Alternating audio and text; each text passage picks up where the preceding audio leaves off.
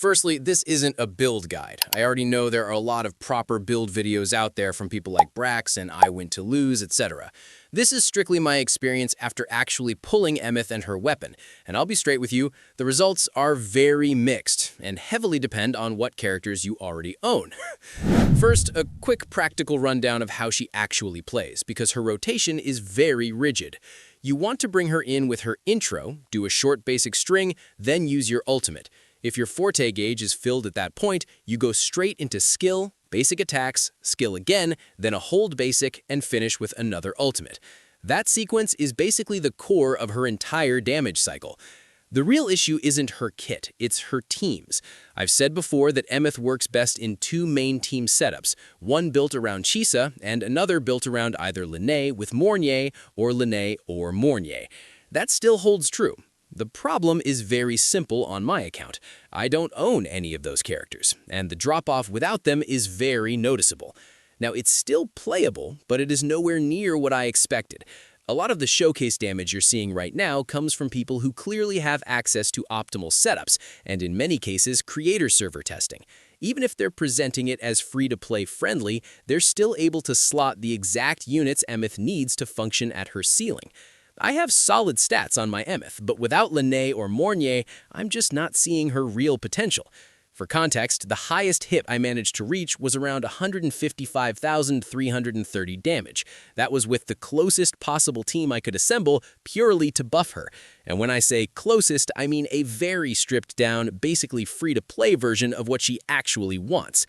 The closest functional team I found ended up being Shorekeeper and Jianshin. Not because it's perfect, but because Jianshin's outro skill gives the next resonator a 38% resonance liberation damage amplification, which directly benefits Aemeath's burst windows. I tried filling the third slot in different ways, including Yuno, but Yuno didn't meaningfully help Aemeath's output at all. She mainly just contributed her own personal damage rather than improving Aemeath's performance.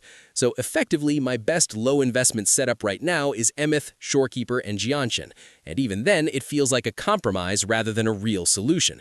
Now, I'm not saying Aemeath is bad. What I am saying is don't take the YouTube thumbnails showing 600k plus damage at face value. Those numbers are coming from teams that include Lynae and Mornye specifically amplifying toon break and related damage. That synergy is doing a lot of the heavy lifting. Without those characters, the experience is very different. And that leads to the main takeaway from actually owning her.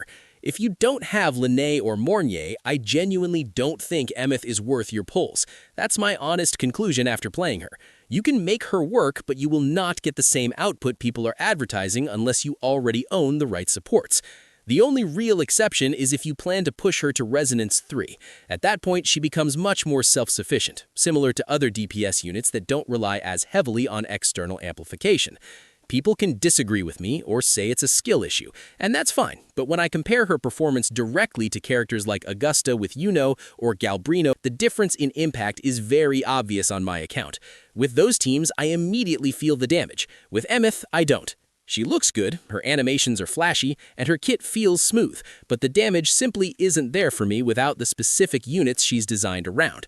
This is honestly just the reality of being free to play. I skipped those characters, and now I'm realizing that Aemeath is built in a way that expects you to already own them. But what do you think? Let me know your thoughts in the comments below. If you enjoyed this breakdown and found it helpful, make sure to subscribe for more. Thanks for watching, take care, and I'll catch you in the next one. Peace!